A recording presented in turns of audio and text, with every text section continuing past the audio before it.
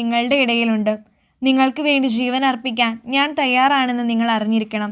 പരിശുദ്ധമായ ഐക്യത്തിനും വിശുദ്ധ പത്രോസിൻ്റെയും അദ്ദേഹത്തിൻ്റെ പിൻഗാമിയായ അത്യുന്നതനായ മെത്രാൻ്റെയും പരമാധികാരത്തിന് സാക്ഷ്യമായി മരിക്കുവാൻ ഞാൻ സന്നദ്ധനാണ് എന്ന് പറഞ്ഞുകൊണ്ടാണ് വിശുദ്ധ ജോസഫാത്ത് മരണമടഞ്ഞത്.